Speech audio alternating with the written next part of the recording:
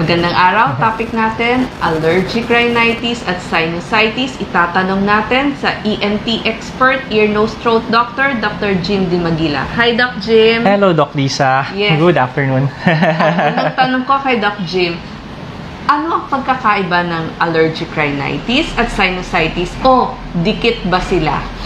Okay. Yung allergic rhinitis actually is a condition kung saan tayo pinanganak na yung ating ilong is sensitive to certain irritants or allergens, no? Tulad for example ng dust, amoy ng aso at saka pusa, halimbawa yung mga amoy ng bulaklak, minsan yung bagong tabas na grass, minsan yung amoy ng ipis, no? Etong mga bagay na to, these are called allergens. Etong mga allergens na to, pwedeng pumasok sa ilong natin at kung kayo ay may allergic rhinitis, pwede siyang mag-cause ng reaction. So, ano yung reaction yun? Ito yung allergic reaction. So, ang nangyayari, nagkakaroon tayo ng congestion, sinisipon, tumatagas yung sipon na clear, no? Nagpo-post nasal drip. Tapos, minsan, pag naapektuhan yung vocal cords natin, talagang na-irritate, namamaos, no? Namamalat. Or minsan ubo ka ng ubo kasi nag-drip. Nag-drip siya, exactly. Tapos, wala namang lagnat, wala namang ibang simptomas, no? Pero talagang nag-drip siya. Tapos, minsan nangangati yung mata, ganun ng ganun. Sa mga kids, no? Sa mga bata, kamot ng kamot, ganun ng ganun. Or minsan, yung tawag natin na allergic salute, yung ganun yung ilong, nagkaka-crease na dito, no? Itong allergic rhinitis na ito, itong reaction na ito, kapag nangyari ito, pabalik-balik, paulit-ulit. Yes, nakakahiya na kasi ngayon pa naman takot sila sa may sipon. Yes, so, lalo na sa COVID. Na sila, bakit buong taon itong taong to sinisipon? Sinisipon, yes. So, kapag pabalik-balik na yun, pwede siyang mag-cause nung sinusitis. Yung sinusitis actually, kapag sinabi nating sinusitis, yung skull kasi actually meron akong bungo dun, Doc Lisa. Okay ko bang, pwede ko bang kabutin yun? Or ating bungo. Okay. Okay. This one. Yan ho. But I think that's magkuha. Para hindi ako mag-cross sa camera eh. So, kung ito yung ating skull, may tinatawag tayo na sinuses dito sa noo. Okay, dito. Okay, anong ibig sabihin ng sinuses? Itong skull kasi natin, hindi to solid bone. Kumbaga hollow siya. Meron siyang space sa likod nito. Okay? So, meron tayong sinuses dito. Meron tayong sinus dito sa gilid ng mata. Meron din tayong sinus dito sa likod nitong pisngi na to. So, ewan ko lang kung kita sa camera, pero kung makikita ninyo, sa loob ng ilong, likod nito is actually hollow. So, ito yung mga sinuses natin. Kapag nagkaroon tayo ng infection or inflammation doon sa mga sinuses na to, na hindi makalabas yung mga sipon na normally umiikot dyan sa sinuses natin, yun ang tinatawag na sinusitis. So, what causes pain is yung number one, yung infection mismo, namamaga, at saka yung fluid or yung sipon na umiikot dito, hindi nakakalabas. So, causing pressure dito sa sinus, dito, tsaka sa gilid ng mata. So, masakit po siya. Yun yung sinusitis ho. Okay. Usually with sinusitis, sa allergic rhinitis kasi, pwede tayong, kumbaga, we live with, di ba, you heard of the term ho, na parang may COVID, parang accept na lang na nandiyan na si COVID. So, parang sa allergic rhinitis, ganun din yung mga patients noon. Dapat we have to learn to mabuhay na kasama si allergic rhinitis kasi part talaga siya ng katawan natin. Ibig sabihin, pinanganak tayo na sensitive sa mga certain na bagay.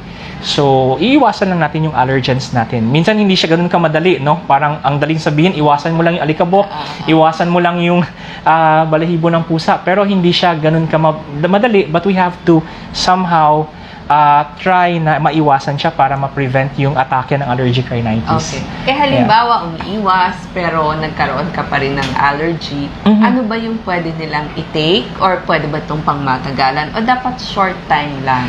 Okay. Actually, pwede tayo mag-take ng antihistamines. Actually, marami tayong classes of antihistamines.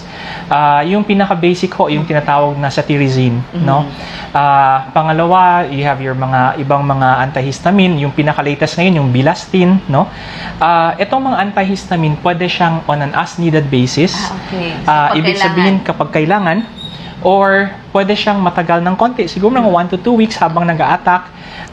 Usually kapag nakita ko talagang nagre-react yung patient ko, binibigyan ko na ng mga 1 to 2 weeks para lang temporarily mag-stop muna yung reaction, and then as needed basis na ho. Okay. What Yes, if ho. nasabi niya may sinusitis na, ano naman ang treatment pag sinusitis? Kapag sinusitis na kasi, kailangan ma-check muna ng ENT namin or Yes. ng mga other doctors, no? To make sure kung ito ay bacterial sinusitis. Kung bacterial, definitely kailangan ng antibiotics. So, resetahan Resetahan na ho. Okay. Tapos kailangan natin magbigay ng mga gamot to decongest. Ibig sabihin, papaluwagin yung mga daanan or yung mga airways or yung mga daanan ng sinus para lumabas yung sipon at hindi siya maipon sa Oo, loob. kasi kundi sasakit yung ulo Sasakit nila. talaga yung head ho.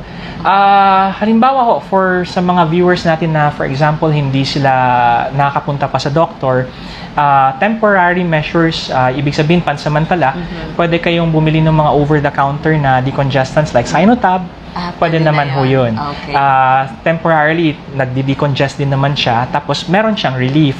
Pero kapag halimbawa, yung lumalabas na sipon talagang uhog na, dilaw, green, Yes, no? yes. Malapot. Kailangan na talagang Punta na agad. Yes, so, Lalo kailangan na na may magpakonsulta. Definitely ho. Lalo na kapag may fever, may ibang mga simptomas na, definitely kailangan na magpakonsulta.